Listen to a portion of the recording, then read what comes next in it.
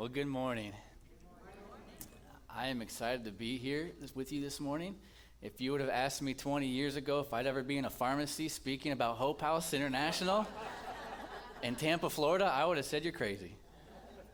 But isn't it interesting if you look back and watch the pieces God puts in place in your life and the stories that happen from that? I'm here because 20-some years ago, my wife and I met Katie in college.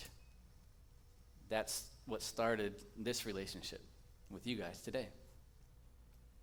My wife was Katie's teammate, and Katie and I had some mutual friends as well, my roommate and her roommate, and so we got to know Katie way back a few years ago, just a few years ago. We're not that old, Katie.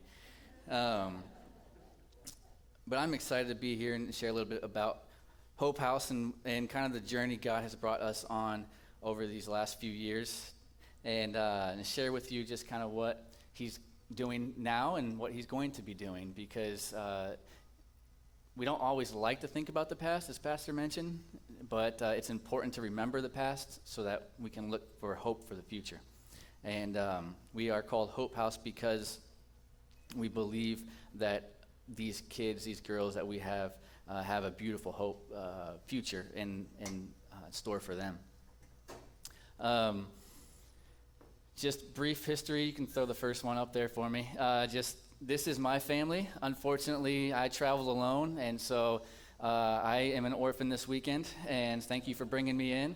I left them back home to take care of things for us. My wife and our three kids that we got a 16-year-old, a 13-year-old, and a 9-year-old.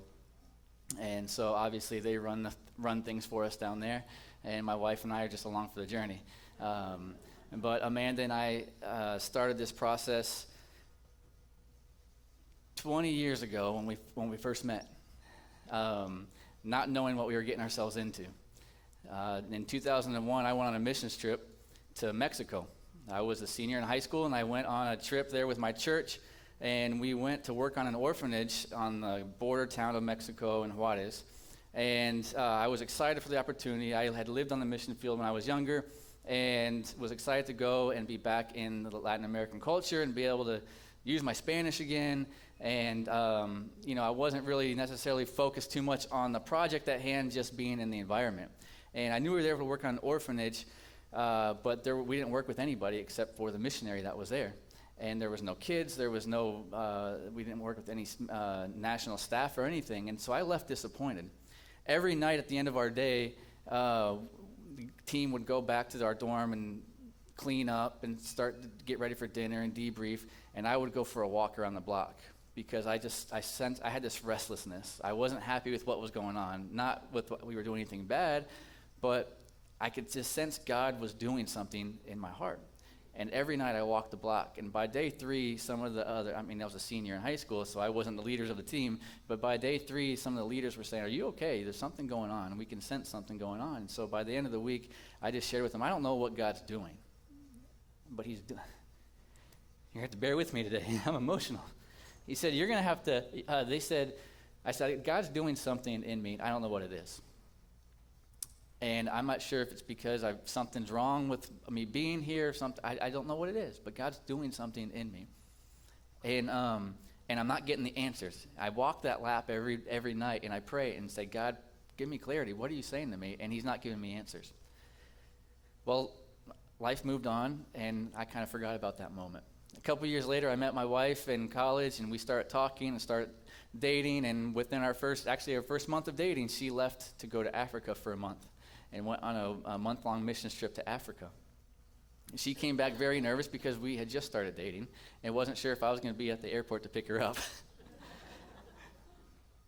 But when she went there with a group to do outreach using sports. So she went to play soccer and basketball and just love on people through sports. Well, one day during their trip, they got sidetracked and went on a detour and ran into this orphanage there. And we're hearing the stories of these babies who had been abandoned, who had been thrown in trash cans, who had been thrown in latrines, and just held and loved on babies. And she didn't really know what that meant to her then. She knew that was the highlight of her trip, because she wasn't expecting it, and she loved babies. But she didn't know what that was going to stir in her down the line. Eventually, we were married, and we moved to the Dominican Republic the year after we got married. I don't recommend that. But God called us there because we were supporting some missionaries there as newlyweds. That's where we sent our tithe, and we were supporting them. And they called us about 6 months after we were married and said, hey, what do you guys think about joining us on the mission field? And he said, we are looking for some people to help us with sports outreach. We are looking for someone to help us with photography, media stuff. And my wife is a photographer and graphic designer. We both played soccer in college. I studied sports management. I live on the mission field. And, oh, yeah, we need someone that's fluent in Spanish. And so I said, well, it sounds like we fit all of your boxes there. And so we said, let's pray about it. And we said, yes. So we moved to the mission field in 2006. And then a year later had Landon, our firstborn. We spent 8 years with that organization, and during that time is what I'm going to talk to you about today that led us to where we are today. I read this blog last week, a Christian blog, Ministry Matters, and the author, Melissa Lauber, talked about these cycles of God's calling. And I really liked what she had to say about that, and I want to share that with you as I talk about Hope House this morning. And the first thing she shared was the first step in the first cycle of God's calling is revelation. When you get a clear glimpse of what God is calling you to be or do. And it reminded me of Genesis 17:1-4, when God told Abraham he was going to be the father of nations. And Abraham, this old man with no kids, said, you're crazy. And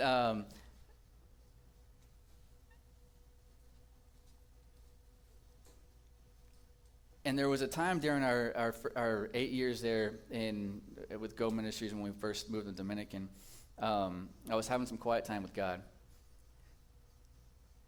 And during that time, His Spirit was talking to me, and He said, I want you to open a children's home. And that caught me off guard, because there was nothing going on in my brain about a children's home. And that wasn't a thought. And so I kind of had to process that for a little while and spent some more quiet time talking to God about it. And I went to my wife and I said, hey, honey, this is what God was telling me during my quiet time. He wants us to open a children's home. And she said, finally. He'd already been talking to her about it. But life goes on and ministry goes on. And when you're caught off guard with a message like this, I want you to open a children's home, or you're going to be the father of nations, it sticks with you, but when you don't see how you're going to get there, you kind of just keep going on in the day-to-day. And we got going on in the day-to-day, and we kept going on in ministry. And it would come up in discussion from time to time. We took a walk around the block from time to time and found some properties. I'm like, this would be a good place. We can put a house here, and we can have a garden over here. We can do this there. And we would go home and get back into routines and get back into life. Until one day, we finally said, I think this is a serious thing. We need to consider this a little bit more, and we need to pray a little bit deeper about this. And that goes to step 2 in God's calling, which is resistance. It's a phase filled with doubt and questions. So you get this calling, like Abraham did, where and you believe it's from God, and you understand it from being from God, but there's still, like, how is this going to happen? How is this supposed to work? And Abraham, he believed God when God said, you're going to be the father of nations. And he threw himself on the floor in verse 17 of chapter 17, threw himself on the floor in worship. But inside, he was laughing in disbelief. Have you ever had those moments where you're told something that you believe it could happen, but you don't know how it's going to happen? And so you have that confusing aspect of, it could be true, but how can it be true? And that's where we were. Although we were clear on what he was saying to us, we struggled with how could it happen, or was it even possible? I even asked God for a clear sign. God, if this is really what you're saying to me, make it clear, make it obvious. Within a couple of days, I get a text message from a missionary friend. And he says, hey, Mike, our our ministry in Ecuador just inherited an orphanage. The missionaries are leaving, and we need a young couple, a young family to come run this orphanage. What do you think? You interested? Let me pray about that one. And that set in the confusion and the fear even more. And I started thinking about my kids and my family, uprooting them and moving them. And I just said, no, I don't think that's right. I don't think that's what we're supposed to do. So I said no. About 6 months later, he's in the Dominican visiting some other ministry sites, and he said, hey, let's go out for breakfast. So we go out for breakfast, and we're sitting there talking, and he said, hey, Mike, our ministry just completed the construction of a compound, a complex, which is an orphan care complex. And we are just waiting for government permits to start taking kids in, but we need a young missionary family to go run that. Now, you have to understand the depth of this one for me, because this was in Peru. That's where I spent 3 years as a teenager with my family as a missionary kid. Peru still continues to be very heavy on my heart. And when he said, we've got this orphanage ready to go, we just need a family to run it, what do you think? I said no. The fear and the unknown was too strong for me, and taking my kids was too strong for me, and I said no. And I went back and sat down, and God said, there's your sign. I gave you 2 chances. I've done it the way you've asked me to do it, and now we're going to do it my way. Which leads us to the next step in the cycle, which is commission. God's voice becomes clear, and you feel compelled to respond. In Genesis 18 and 19, we see where the story of Sodom and Gomorrah. Remember that story? Evil cities where God was just going to destroy it. He needed to get that evil out of there. But Abraham pleaded with them, you can't destroy these people. There has to be some good there. If we can find good people, will you save the cities? And God agreed. Unfortunately, they could only find one family. And that was Abraham's nephew Lot and his family. And God saved them. He allowed them to leave Sodom and Gomorrah before he destroyed them. What do you think that did for Abraham and his faith? Because he's still this man that was told he's going to be the father of great nations without a son. But he went to God and pleaded to God for the safety of this city and for the good people there, and all there was his nephew. And God did save his nephew. So I can only imagine that this showed Abraham God's faithfulness and built up his faith for what was coming in his future, in Abraham's future. In April of 2014, we were in Wisconsin having our youngest Levi. And we came back to the States to have each of our kids, just basically for paperwork and so we can have some family time. But we were having our third son and our third kid, but we had a missions team that was flying to the Dominican, and it was my job to host them. So our newborn was 6 days old. I left my wife and 3 kids to go back to the Dominican for 10 days. Not a smart decision, but I did leave her with help. She had a mom and a mother-in-law there to help take care of the other kids and be there for her. And we knew this was going to happen. So I went back to the Dominican and was hosting this team. And they were there to do some children's ministry, VBS type activities, and just love on some kids at one of our churches that we worked with. And while I was there,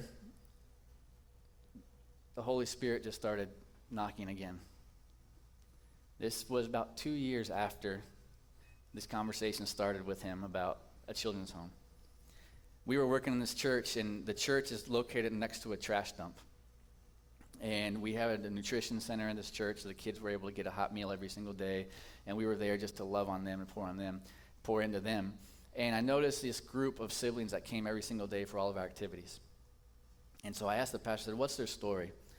And he said, those are 3 of 7. They are the younger 3.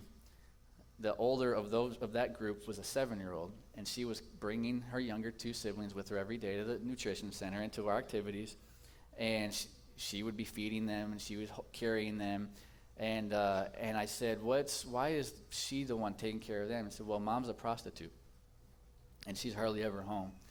And the older ones just kind of go off and do their own thing now.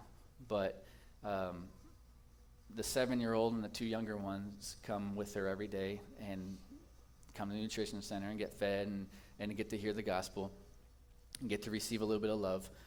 And I said, how common is that? He said, that's just one of them. That's when I knew. That's when I knew it was time. I got in the bus to go back to the dorm with the team, and I texted my wife, and I said, guess what, honey, it's time. I said, we can't put this off anymore. God's calling us to do this. And she's sitting there with our newborn baby back home in the States saying, sounds good. Let's pray about it. So I said, yeah, we definitely need to pray about that, but I think this is time. And a couple days later, we continued to work, and God continued to talk. And on one of our drives in the bus, he's just working on me. And he said, hey, remember back in 2001? Remember when you walked that block every single night? Remember what you were doing there on that trip? It's like, yeah, we were building an orphanage. He said, it's time to build that orphanage. I texted my wife and I said, praying's done, we're starting. It's time. And she said, okay, honey, come back and let's figure out what to do next. We went to the leadership of our ministry and said, this is what God's doing to us. This is what God's asking us to do. This is where we're at. This is what the process we've been. This has been 2 years now. And they said, you need to go do what God's calling you to do. If this has been 2 years in the works, we don't need a Jonah situation here. Stop running from it. Go do what he's calling you to do. We are going to relieve you of your duties immediately. 4 months pay. Go do what God's calling you to do. Which leads us to our next step in the cycle, service. You move into action, bringing God's call to life. And this is the beginning of Hope House. We left the comfort of our previous situation and friends, ministry, our home, an actual job description, walked into what felt like David going into the battlefield of Goliath. There's a big hill in front of us. There's a monster in front of us, and we don't know what we're doing with that. But God said, go do it. And so that's what we're going to do. We no longer had the comforts of our environment and weren't really sure how to get a children's home started. We weren't trained in it. We weren't prepared in it. And oddly enough, that was comfort because we knew that God had to be in it. So the first step was finding a place. Where do we start?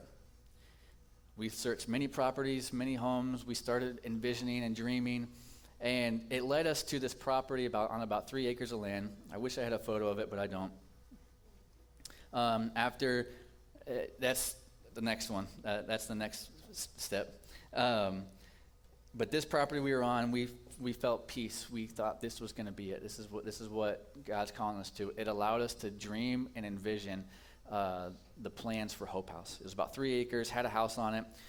We spent 10 months on that property and then had an ugly divorce with the owner.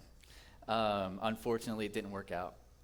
To us, it became clear that that's what God was calling us to move on from. And when we struggled with the insecurities of why did you bring us here if you're taking it away, he said, because you need it to dream, you need it to cast your vision. And that's what you did here. And so we began searching again. We found another piece of land that we said, this is perfect. It's over 6 acres, had a creek that ran around it, and we thought we can just see the kids playing there. We can see the kids playing in the creek. We can just see all this beautiful stuff happening. And our board was coming down to buy the land, and we just, like our excitement, we couldn't contain our excitement. I went down to the property with the surveyors before our board got there so that they could plot the land to make sure it actually sat where it's supposed to sit and the title was correct and everything like that. And then we pulled up to the property, and there was a new gate in front, and it was chained. And I thought that was strange. I called the realtor and said, what's going on here? I'm here with the surveyors. We're going to check this out because we're interested in buying this next week. And she said, why can't you go on there? I said, there's chains on the gate. I don't know why we can't get on there. And she said, let me look into it. About an hour later, I get a call back, and she said, well, the owner decided to sell it behind our backs. The property was gone. It was devastating because we thought this is the promised land, and this was it. And the price was amazing. We could do so much on this land. This is going to be great. And it was gone, and it was just taken away. Like I said, a creek ran around the property, and one of the things we looked into was possible flooding. And everybody, neighbors all said it's never flooded, never had any issues there, no signs of flooding anywhere. About a month later, we got 30 days of rain. That property was underwater. And if we had bought that land and started construction, we would have lost it. God knew what he was doing. Today we have that land that was up there now. That's 5.5 acres. Half the price of what we were about to pay for the very first land we were on. It's about 30 minutes from our house now. And we own it. We have a fence around it. We have started moving land on it. I think there's a second one as well. Yep, there's a better aerial view. You can see the bottom side of the picture here is the entrance. And on either side, we have plantain trees on the right side. We have banana trees planted on the left side there. And in the back left corner, not the building that's going up there, that's the neighbors. In the back left corner, we have already moved the dirt to start beginning of Hope House and build our first house for our girls. And God knew what he was doing. So we had property going on. That's a good step. But another key element to starting a children's home is you've got to have children. And to do that, you have to be certified. You have to have paperwork, and you have to do all that fun legal stuff. And so we started that process. We got the legal stuff done quickly and turned it over to Konani, who is Children's Services in the Dominican Republic. And nothing came of it. And we started calling, hey, how's our process going? We'll look into it.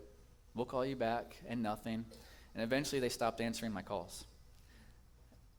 It wasn't even anymore, we'll call you back. It was just not answering.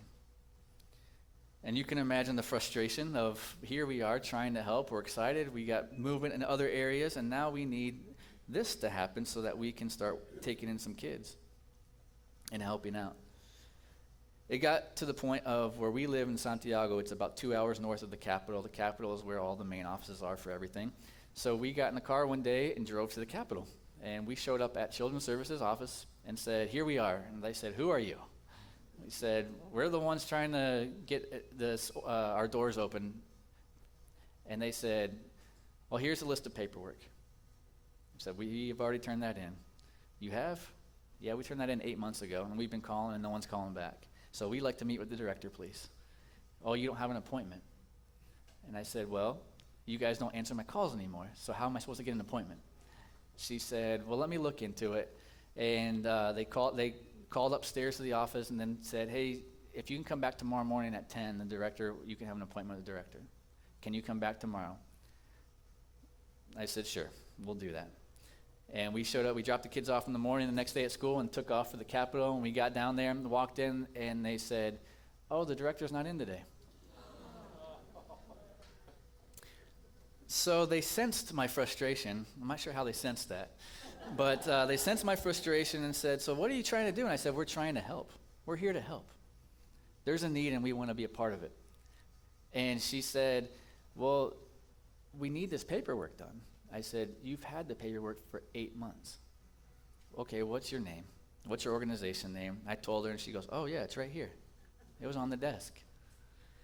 I said, she goes, let me look into it. I'll have some staff look into it and see what's going on. We'll give you a call back. And I said, you've said that before. She goes, no, I'll call you back this time.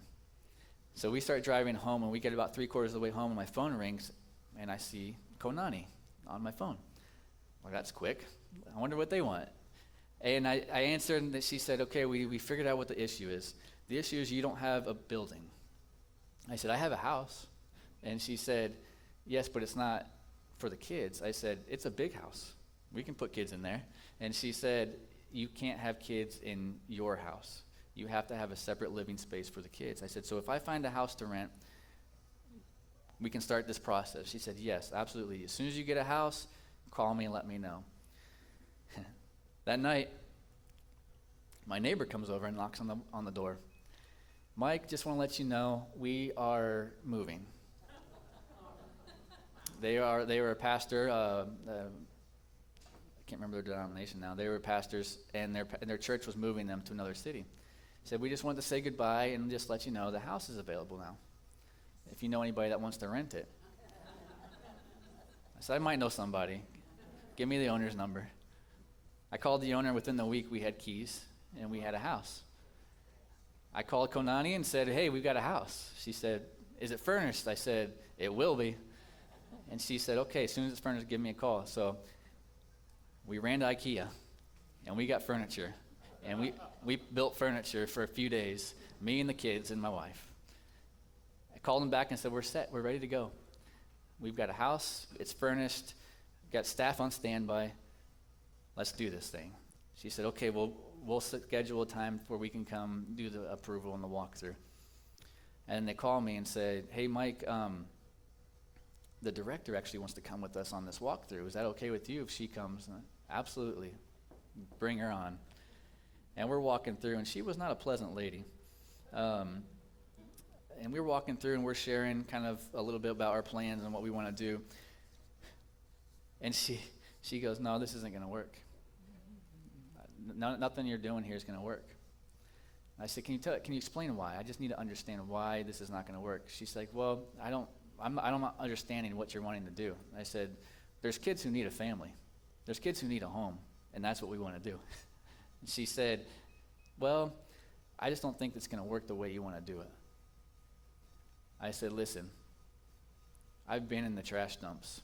I've seen the kids who have no families, who are living with neighbors, who are living by themselves, who are locked out of their house. I've seen them. I know they're there, and I know we can help. I said, I've got 3 kids next door, and every kid deserves to have what they have. A mom and a dad who love them, a house, food, education, and to know that Jesus loves them.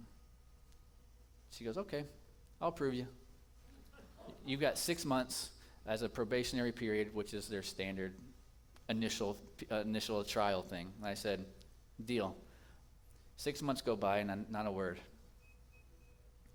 And finally, I get a call from the supervisor that came with her, and she said, Mike, how are the girls doing? I said, what girls? She goes, the girls we sent you 6 months ago. And I said, you didn't send me any girls. I was there. We approved you. I was with the director. I know we approved you. I said, you're right, you did, but nothing has happened since then. Okay, I'll be right back. She called me a little bit later and said, I don't understand what has happened. You have fallen through the cracks. But this is what we're going to do. I'm going to get your certification letter, and then I'm going to send it to you, and then we're going to get this thing going. I said, okay. And it took about a week. She sent me a text one day and said, Mike, here's your letter. I want you to see it, but can you come physically pick it up so you can have it in your hands and you can be in front of people here? And I said, absolutely. I'll be there tomorrow to pick it up. On my drive the next day, she said, Mike, will you accompany me to another organization so you can see the process we go through, intake and outtake of kids and what we do with them? I said, absolutely. And she said, oh, and by the way, can you take in 3 girls tomorrow? I said, absolutely.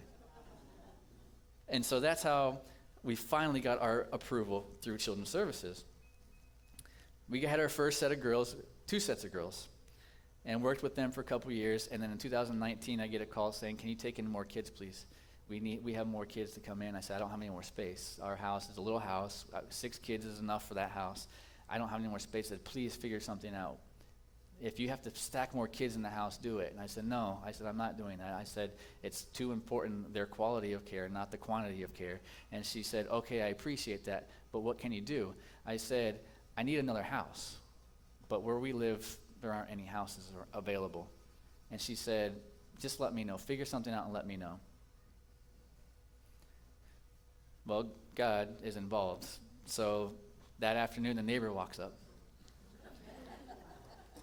Mike, our family has a house that we want to rent out. We wanted to check with you first before we put it on the market. Are you interested? Let me see it. So I walk down the street. It's a block away. And that's the next. There's our first one. I forgot about that one. That's our first house. You can see the next picture. There's that first one. We had a beautiful yard. Play set didn't last too long. The girls kind of took care of that one. It's one of those Sam's Club ones. And here's the second house. Don't have a better picture of it. But it was a little 3-bedroom, 2-bath house. Exactly what we needed, exactly the space we needed. And said, we've got the house. We've got the furniture already. That week, a team was coming down from a church in Las Vegas that partners with us. And I said, it's going to be painted this week. The furniture's going to be put in, and we're going to have it all set up, ready to go. Send the girls. And so within a couple of weeks, we had two new girls, and then temporarily we had 2 boys in the house as well. But they have gone back with their parents since then. But God said, again, I got you covered. Don't worry about it. Now, I think I have a video that I'd like to show you. Kind of share a little bit more of our vision with you.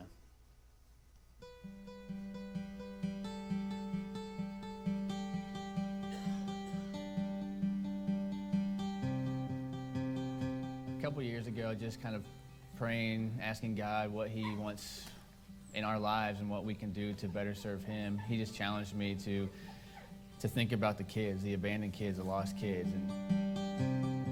Basically, as soon as we drove onto this property, we both kind of got goosebumps, and it was like God was saying, this is the promised land. This is the place that we want this orphanage to happen. Wash. First of all, we were taken back with just kind of the location where we've got mountains on one side, we have huge, plantain fields on the other. It was just kind of the ideal place. And over the past 8 years, we've just seen a huge need with children. ¿Cómo están ustedes? They estimate there's about 200,000 orphans here. That's not including street kids that they haven't counted before. Kids that are on the street here, they endure things that no kid should ever have to endure in their life. We see kids all the time as you're driving through the city, begging on street corners, just washing windows for 5 pesos, and who knows what else they have to do in order to survive. We have 3 kids. I couldn't imagine my 5-year-old girl out on the streets,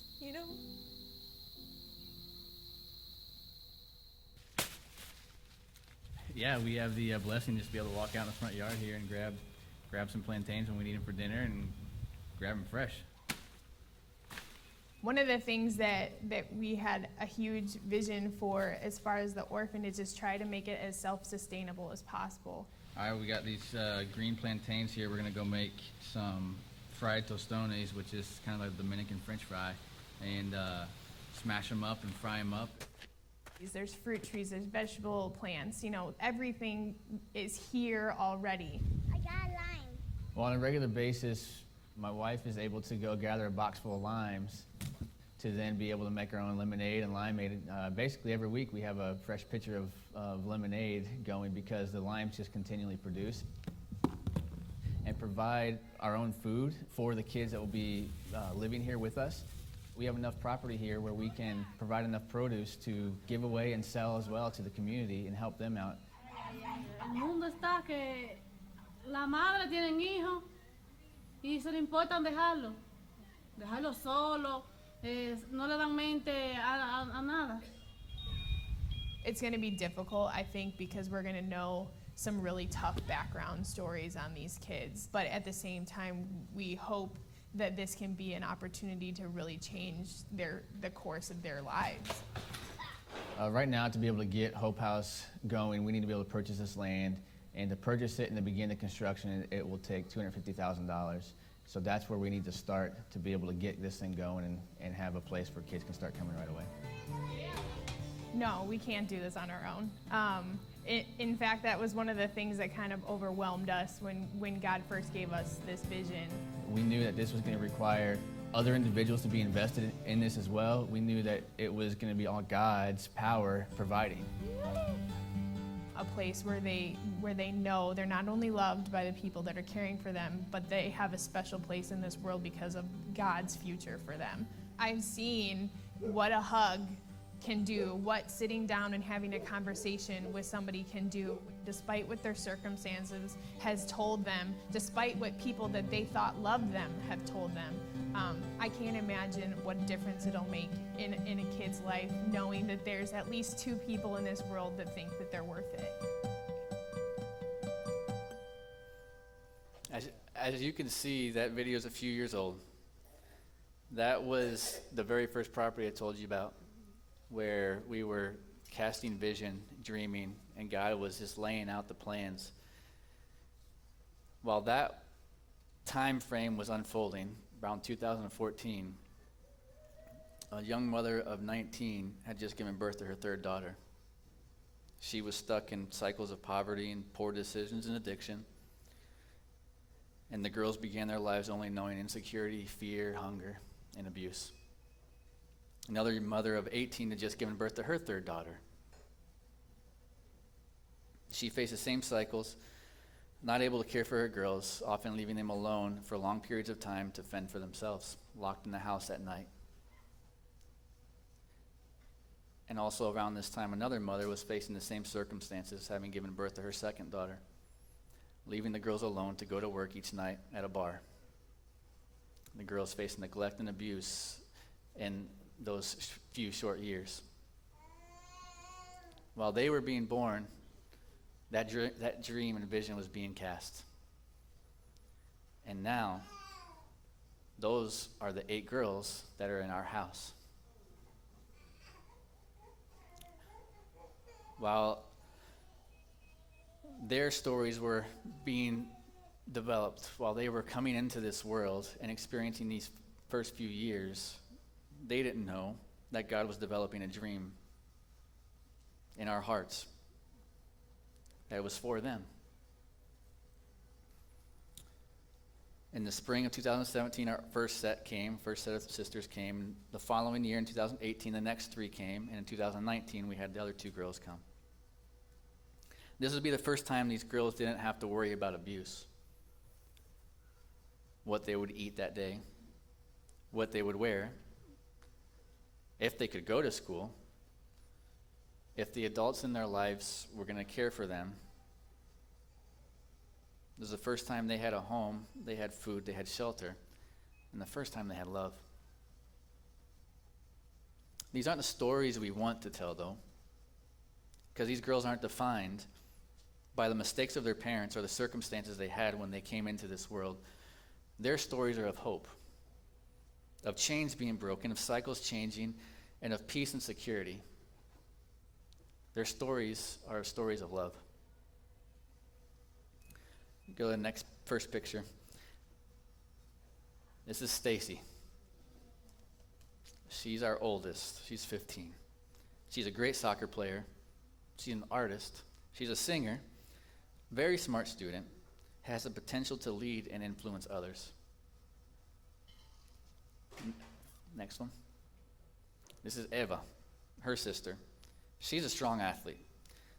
We think she's going to be a gymnast. She loves doing cartwheels and pushing herself up out of a sitting position with her strength. And her smile lights up every room she goes in. Next, we have Hennessy's, the younger of that 3, and she's our caretaker. She's always worried about everyone around her, making sure that they're okay. Next, we have Sarah. Sarah is the oldest of her siblings, and she's our biggest helper. You don't need to ask Sarah to help because she's already by your side, making sure your load is lighter. Next is her sister, Rosemary. She is our witty, one-liner comedy girl. She doesn't take any messing around from anyone. And the other girls know she's not afraid to stand up for herself. So no one messes with Rosemary. And then their younger sister, Krista. She's our tiny salon specialist. You can't sit down without Cristal without having your hair done by Cristal. Obviously difficult for me, but it is her favorite thing to do. If I sit down, she's by Tio, and she has a brush in her hand. Then Dangeline.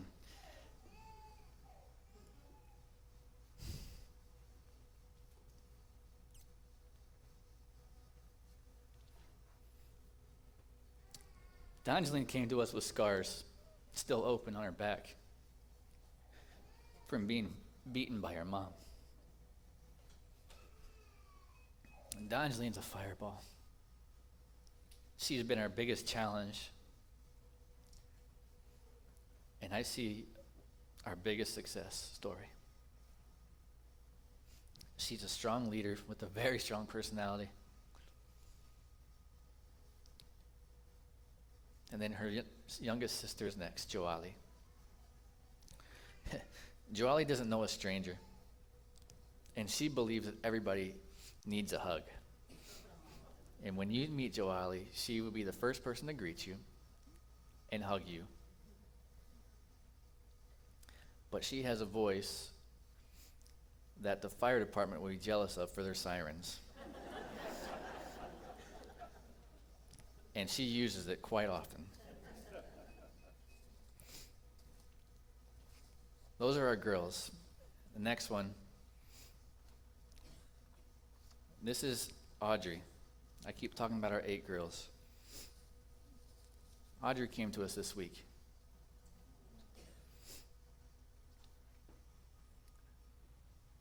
I think she'll be temporary. I think she's going to get to go back with Dad. I think there's a lot of miscommunication going on in her story. She's a very sweet little one. She's very scared, very insecure, because she was taken out of her house on Wednesday and brought to us. We're doing our best to love on her and make sure she knows she's okay.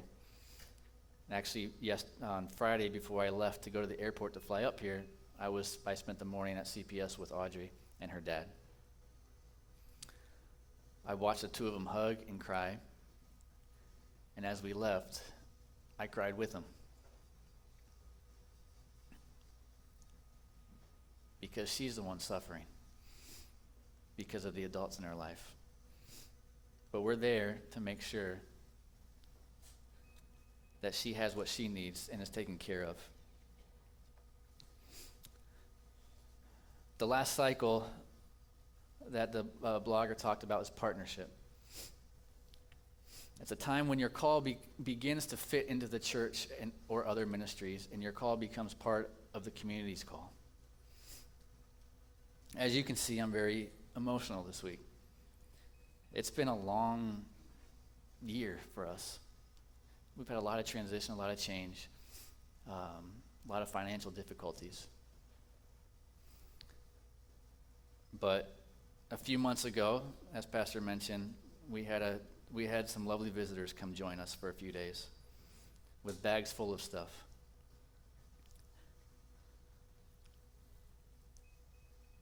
And as fun as it is to receive suitcases full of gifts, the encouragement means so much more. I was reminded that then, and I'm reminded especially today being here with you all.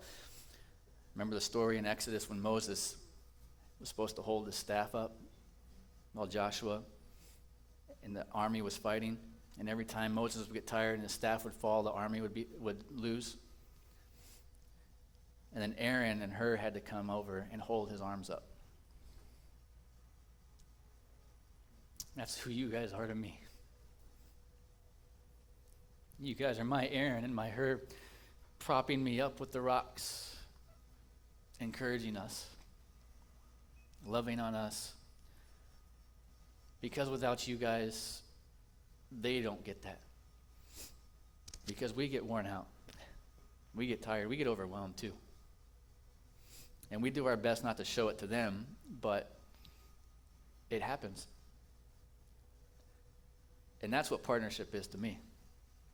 It's not just giving, it's being present in each other's lives, as Aaron and Hur were for Moses when their army needed him. We don't really believe in telling the sob stories, the hard things the girls have gone through.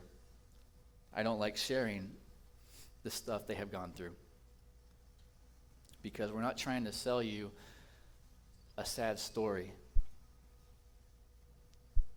We want you to be a part, not of the sad story, but of the story of hope. God's only beginning with us and with these girls. There's going to be others coming through our doors, desperately needing security, hope, and love. And as I mentioned before, God provided us with a beautiful piece of land that we are developing, where one day we will have 8 houses on it, where 64 kids will have safety, Yes. comfort, security, peace, where they will feel the loving arms of God wrapped around them. Place to play, learn, grow, understand what it means to be safe. This is the future. This is the vision of Hope House. And you are a part of it. Thank you. We appreciate that. Thank you. Thank you, Michael.